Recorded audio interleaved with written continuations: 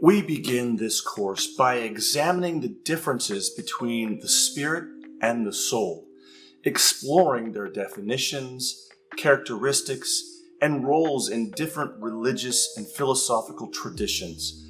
Students will learn about the essential, eternal aspect of human beings that transcends time and space and provides purpose and a meaning in life, as well as the individual temporal aspect of human beings that encompasses thoughts, emotions, desires, and even has an impact on our personality. Is there a difference between the spirit and the soul? Do you know the difference between the spirit and the soul? We're going to explore that together here today. So welcome to Club MBTI at Type School. My name is Dap, and I'll be your guide through this course. Join me if you're a sojourner on the path to truth and enlightenment.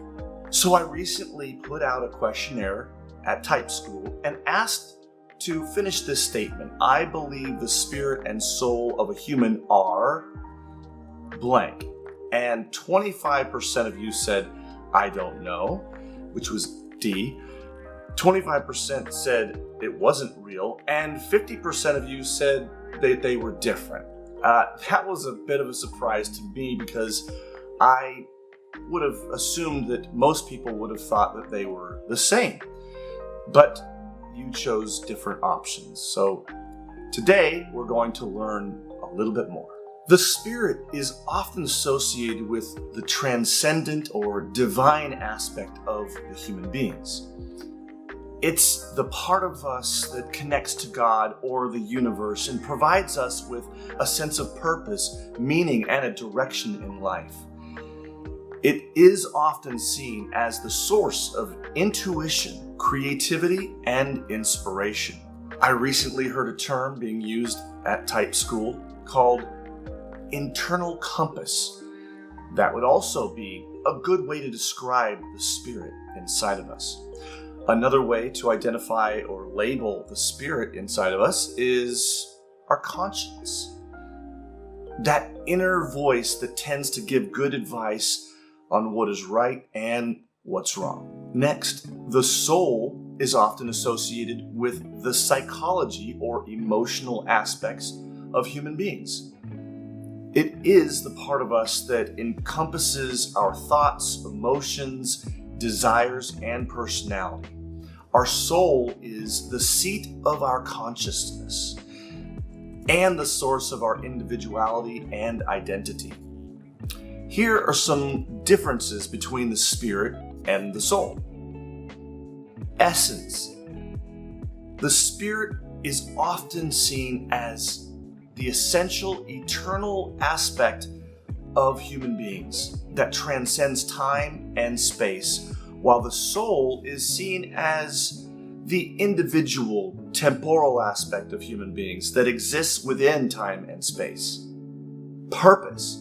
The spirit is often seen as the source of our ultimate purpose and meaning in life, while the soul is seen as the source of our individual purpose and meaning. Your soul is in between your flesh and your spirit. The flesh wants what the flesh wants, and the spirit wants the whole body to just do the right thing. The stronger the voice, the stronger the influence over the mind and emotions. It's this tug of war. Third is connection. The spirit is often seen as the source of our connection to God or the universe, while the soul is seen as the source of our connection to one another and the world around us. Number 4, immortality. The spirit is often seen as immortal and capable of surviving beyond physical death, while the soul is seen as mortal and ceases to exist after physical death. Think about the spirit being from another dimension, where the flesh is in this dimension and time and space. It's harder to ignore the flesh than the spirit, and they both compete in the same area of the soul where the two meet and battle for supremacy. In order to live a life that is supernatural, ultra-dimensional and contrarian to physical order of selfishness and overwhelming fear. Here are some additional examples of how the concepts of the spirit and the soul are understood in different religions and philosophical traditions. In Hinduism, the concept of Atman is often associated with the spirit, which is seen as the eternal, unchangeable essence of the self that is identical to the universal soul of Brahman. The soul, on the other hand, is associated with the individual's personality and is subject to change and transformation through karma and rebirth.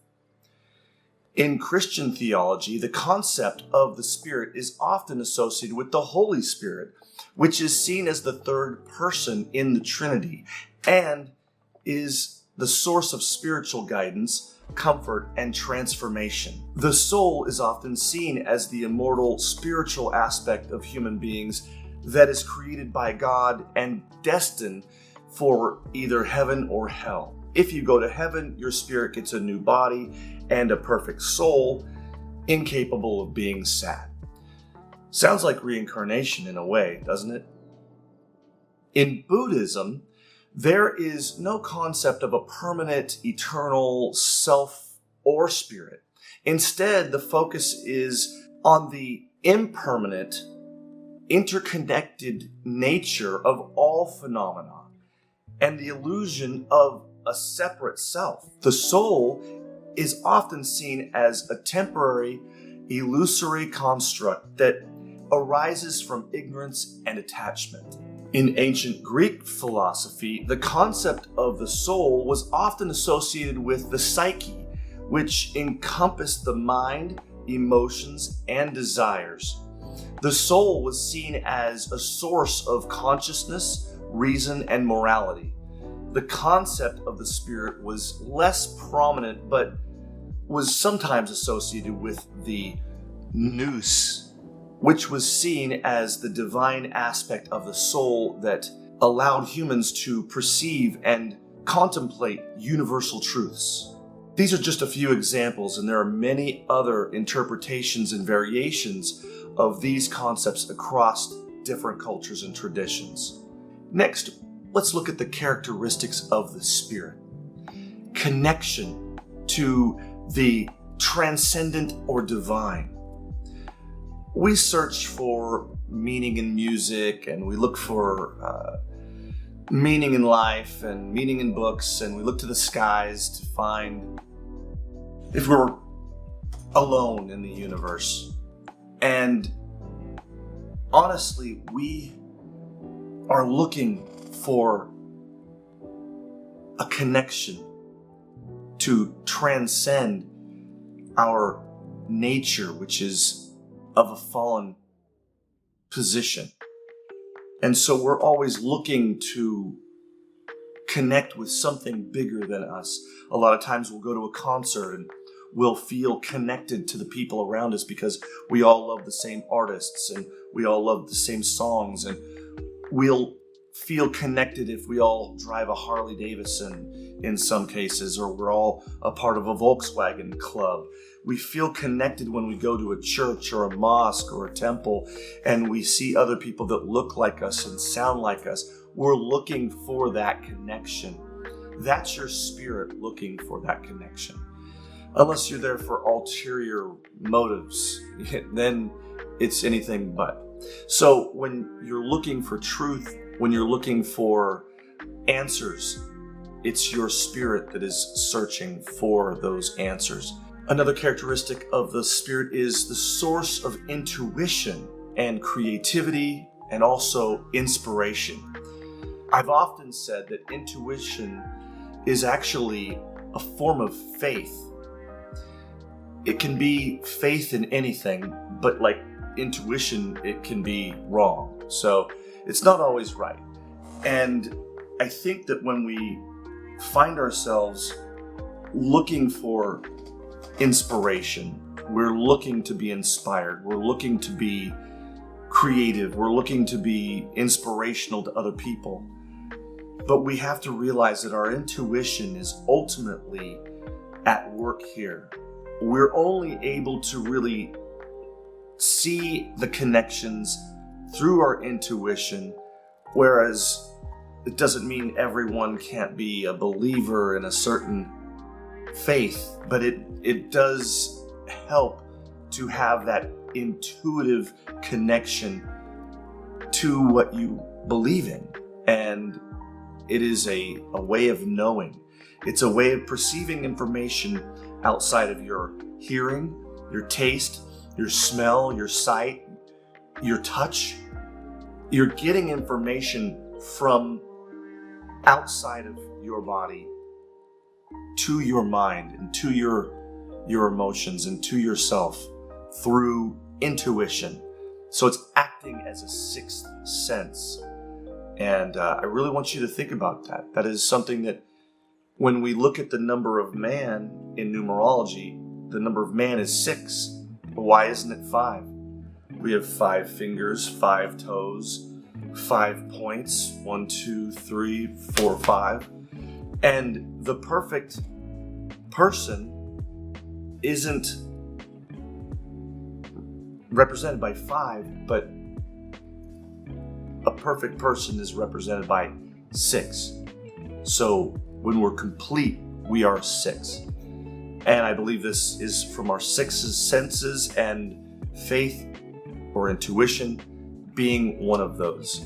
So it's important to fill that intuition with confirmation. So what you're believing in is not just insignificant and doesn't repeat itself in patterns, but you're seeing the intuitive patterns and they are confirming what you believe in. And that's why it's great to be open to looking at certain numbers in certain situations where you are looking at a strange number and you wonder, why am I looking at this number right here? It could mean something. And what it is that you want to apply it to, your spirit will bring that out. Like, let's see if it means something in this department that we're thinking about and cognizant of in our spirit. So it's the things of dreams or even nightmares that are made of. Another characteristic of the spirit is ultimate purpose and meaning in life. The greatest champions of the sports, in combat sports, I have witnessed throughout the last 30 years, that they all, at the very top, have something in common, and it is purpose. They believe in a purpose. They believe that God gave them the purpose. They believe, some of them, that nature gave them the purpose. Some of them believe that just because of their greatness that they have created their own purpose, but they all believe in themselves to the point of putting themselves in jeopardy, locked in a cage with another fighter, just as strong, just as big, just as dangerous. And I look at when the two are so well matched that something's got to give. It's usually not the body, it's the mind. And in that mind, the mind is talking to itself and saying, you can't do this. You're not strong enough. You didn't train hard enough. But then the faith kicks in. The spirit says, stop listening to your mind. Stop listening to your body. Don't listen to those emotions. You know you're here for a purpose.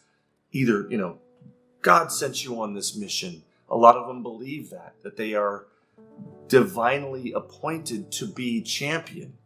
And sometimes belief alone is enough to get you to that point, but often it's not.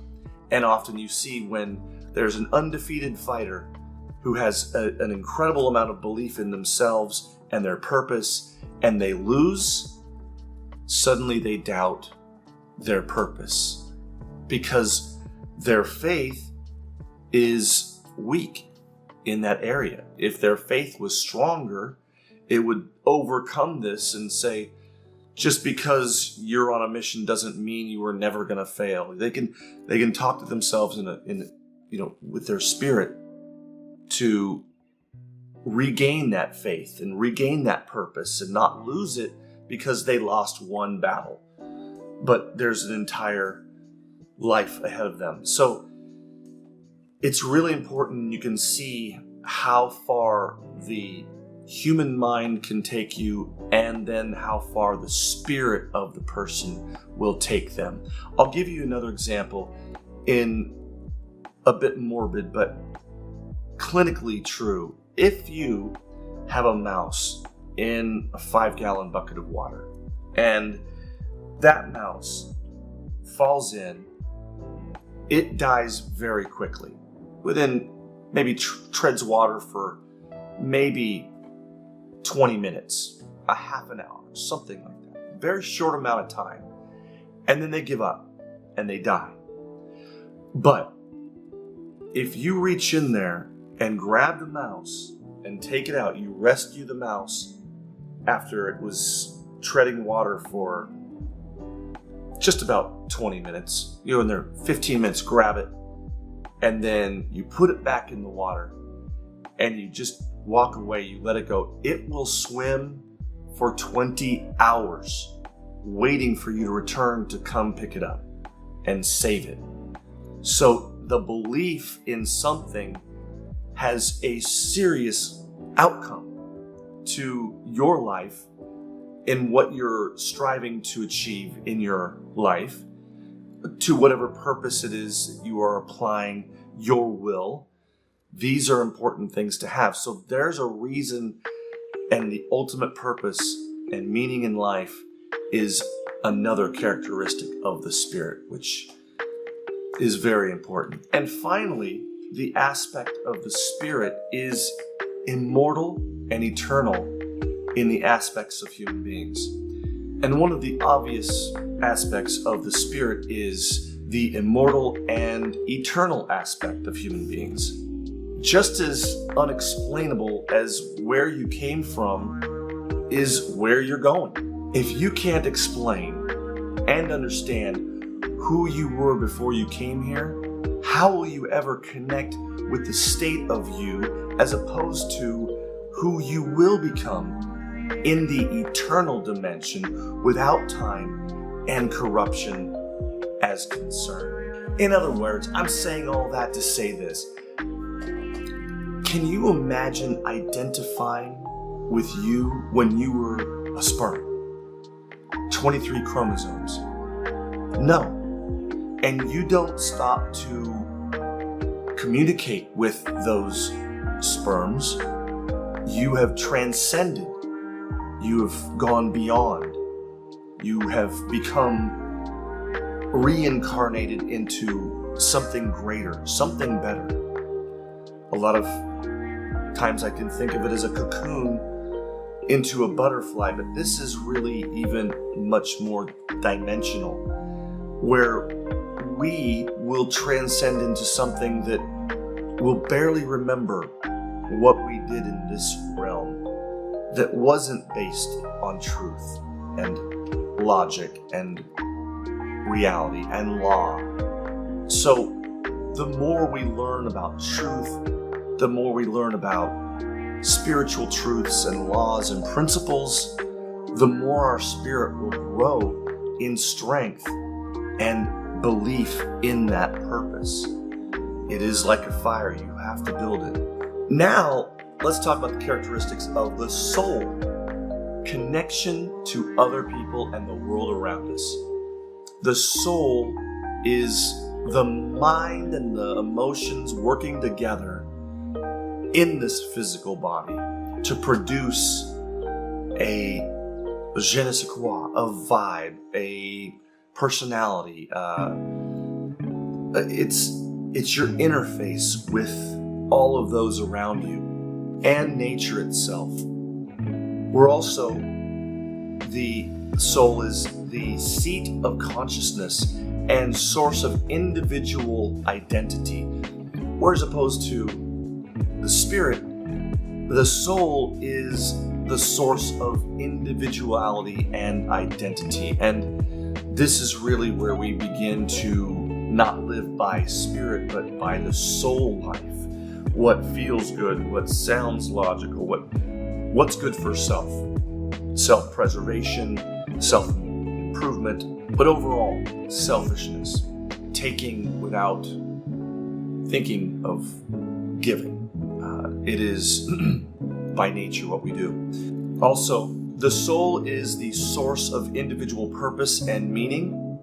This is when we don't live, like I said, by the spirit, but by the flesh. And we will be driven by our senses, which is the flesh and the part of us that we will be covering in another series called The Flesh. So we'll get to that entire aspect of the self in the very final episode of this series. Also, the soul is known for its mortal and temporal aspect of the human being. The mortal aspect of humans refers to their susceptibility to death or mortality. Unlike immortal beings like superheroes, humans have a finite lifespan and are subjected to aging, illnesses, injury that can ultimately lead to our death. The temporal aspect of human beings refers to their existence within the confines of time, where humans experience life in a linear fashion, moving through space, time, representing the past and present and ultimately the future. Time shapes humans' experience and impacts how they perceive and interact with the world around them. Both morality and temporality are fundamental aspects of the human condition, and they play a significant role in shaping human culture, philosophy, and worldview. So what are the differences between the spirit and the soul? Fundamentally, the word spirit in the Bible generally refers to the immaterial and eternal part of humans that is made in the image of God. Think of it as like the stuff of God. It could be consciousness. Maybe consciousness is God. It's a fabric. It's something that exists all around us. Everything has a little bit of consciousness, but not everything has the level of consciousness that we have. Really, the level of consciousness that we want is to be able to see ourselves in this physical universe and the greatness of this universe and the smallness of this universe, so we can understand where we are in it all, and then we can begin to ponder what or whom created this. So the spirit is the source of life, the breath of God that animates all living things. The spirit is often associated with the divine, and it is the part of us that seeks the connection with God. Whereas the soul, the word soul in the Bible, generally refers to the individuality or personality of a person and interchangeable with the word heart. So when you see heart or soul, they're interchangeable. It is the seat of emotion, will, and intellect. The soul is often associated with the mind, the thoughts, and feelings that make us unique individuals, just like everybody else. While the spirit and soul are closely related, the spirit is often seen as a higher divine aspect of a person, while the soul is more human and an earthly aspect. Some theologians also believe that the soul is mortal and will cease to exist after death, while the spirit is immortal and will continue to exist beyond the physical body. Now let's talk about the interpretations of the spirit and the soul in different traditions. For instance, Hinduism. Spirit, the word in Hindu, is Atman. The Atman is the eternal, unchanging, and divine essence of all living beings.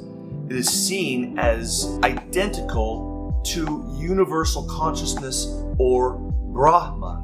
The Atman is said to be the true self beyond the physical body, mind, and emotions. The soul in Hindu is the jiva. The jiva is the individual soul that is created by the interaction of the Atman and the physical body. It's the embodied soul that experiences the cycle of birth, death, and rebirth, the samsara. The jiva is seen as a limited, infinite aspect of the Atman, which is subject to the law of karma and the cycle of reincarnation. While there is some overlap between the concepts of Atman and Jiva, they are distinct in that the Atman is the universal consciousness that transcends all individual beings, while the Jiva is the individual soul that is bound to the cycle of birth, death, and reincarnation. In Hinduism, the goal of spiritual practice is to realize the true nature of the Atman and to merge with the universal consciousness. This is seen as the ultimate liberation or moksha from the cycle of samsara. Now let's look at Buddhism. In Buddhism, the concept of spirit and soul are not used in the same way as Christianity or Hinduism. Instead, Buddhism emphasizes the concept of no self, or anatta, which rejects the idea of an independent and unchanging self or soul. Buddhism teaches that all phenomena, including human beings, are impermanent and constantly changing. Therefore, there is no unchanging essence or soul that persists from one moment to the next. The self is seen as a temporary and dependent designation based on the aggregation of physical and mental factors. Instead of a soul or spirit, Buddhism emphasizes the concept of consciousness or mind. The mind is seen as a dynamic process of awareness and perception that arises and passes away in each moment. Consciousness is dependent on the physical and mental faculties that make up a person and is subject to change and impermanence. The goal of Buddhist practice is to develop insight into the nature of reality, including the impermanence and interdependence of all phenomena, and to cultivate qualities such as wisdom, compassion, and mindfulness. This leads us to the state of liberation known as nirvana. Not that nirvana. Now, this one is characterized by cessation of suffering and the realization of the true nature of reality. But let's also look at Christianity. Spirit, the word spirit in the Bible, generally refers to the immaterial and eternal part of the human being that is made of the image of God, which is the source of life, the breath of God that animates all living things. The spirit is often associated with the divine and is the part of us that seeks the connection of God. Now, the soul, the word in the Bible, generally refers to the individual and personality of the person and is the seat of the emotions, will, and intellect. The soul is often associated with the mind and thoughts and feelings that make us unique individuals. While the spirit and soul are closely related, the spirit is often seen as the higher divine aspect of a person, while the soul is more human and earthly in aspect. Some theologians also believe that the soul is mortal and will cease to exist after death, while the spirit is immortal and will continue to exist beyond the physical body. Ultimately, the precise relationship between spirit and soul is a matter of interpretation, and different Christian traditions may have different views on this matter. Let's look at the ancient Greek philosophy. In ancient Greek philosophy, the concept of spirit and soul were also discussed, but they were understood in a different way than Christianity, Hinduism, and Buddhism. The word for spirit in ancient Greek philosophy is pneuma. Pneuma refers to the breath or vital force that animates all living things. Breath, pneuma, like pneumonia. It's a good way to remember how to spell that word. It is associated with the element of air and is seen as the principle of life and movement. The word for soul in ancient Greek philosophy is psyche. Psyche is the principle of life, consciousness, and rationality that distinguishes living beings from non-living matter. It's associated with the element of fire and is seen as the source of intelligence, will, and desire, which rhymes with fire. In ancient Greek philosophy, the soul is seen as the principle of individuality and personality that distinguishes one person from another. The soul is also seen as the source of knowledge and morality, and it is believed to be immortal and eternal. Some philosophers, such as Plato, believed in the pre-existence of the soul before birth and the possibility of its continued existence after death. The spirit, on the other hand, is seen as the principle of life and movement that animates all living things, including plants and animals. The spirit is not seen as individual or personal, but as a universal and impersonal principle that pervades all of nature. Overall, the ancient Greek philosophy saw the soul as the higher, divine aspect of human beings, while the spirit was seen as more physical and a vital aspect. However, the precise relationship between spirit and soul varied among different philosophers and schools of thought. In Islam, the concept of spirit and soul are used interchangeably, and they are both referred to as ruh. The ruh is seen as the divine breath of life that God breathed into the first human being, Adam. It is what gives human beings their essential nature and consciousness. The ruh is understood as a non-physical entity that is distinct from the physical body. It is seen as immortal and eternal, and it is believed to continue to exist after death, either in paradise or in hell. The soul, or the ruh, is seen as the source of consciousness, intellect, and mortality, and morality. It is what distinguishes human beings from other creatures and is what enables them to have a relationship with God.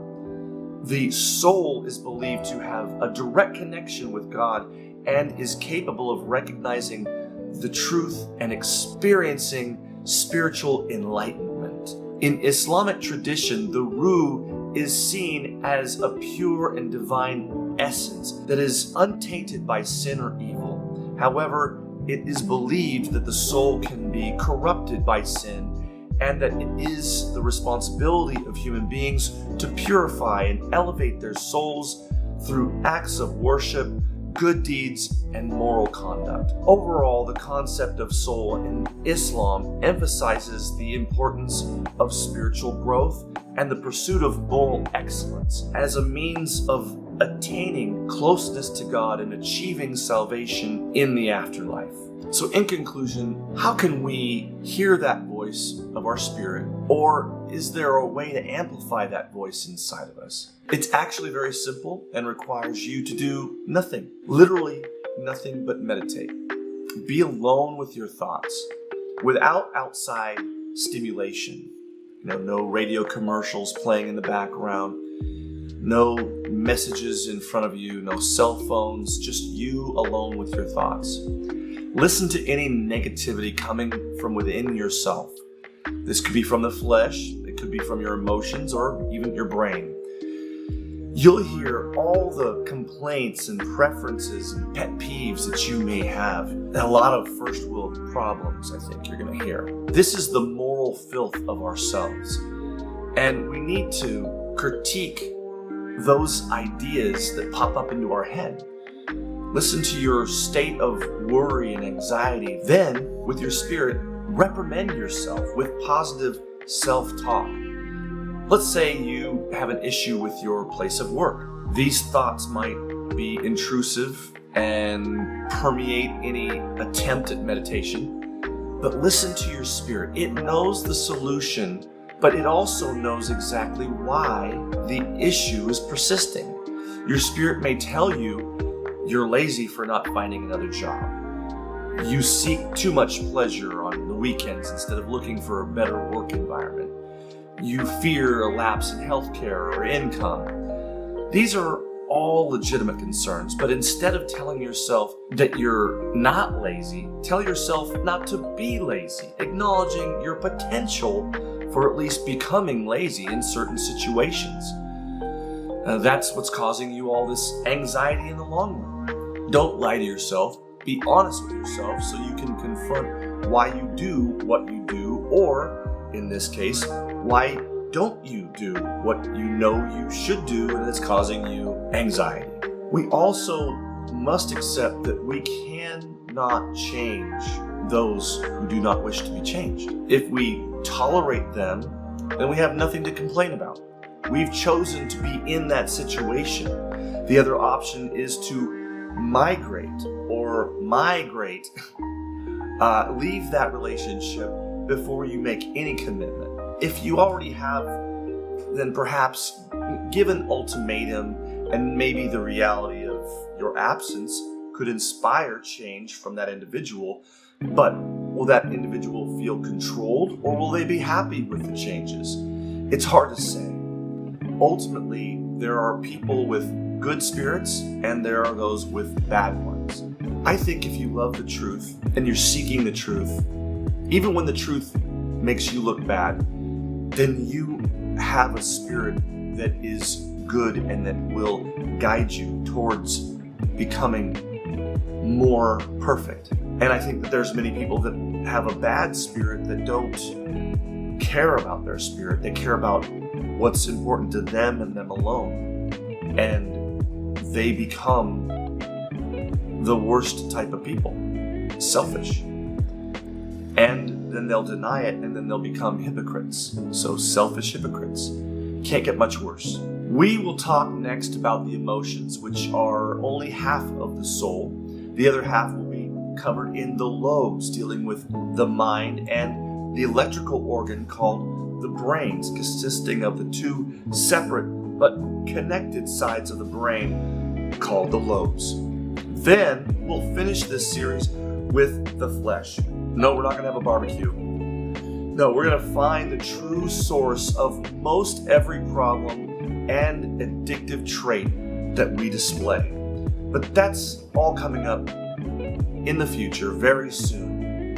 And I want you to all complete this course, and then we'll have a video conference to discuss what you've learned, and I can answer any questions that you might have. Now, future research, my direction for anyone who wants to understand my aspects of the soul and spirit and truth and law and precepts and all these things can really learn more and research more in the old King James Bible.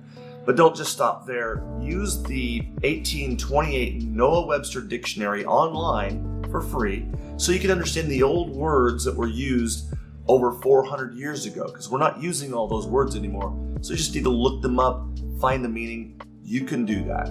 Well, that's all the time we have for now for this class, but I'll be interacting with your comments and questions, as well as conduct a live chat session on each of the 4 classes. I look forward to seeing you again next when I'll be lecturing on the emotions.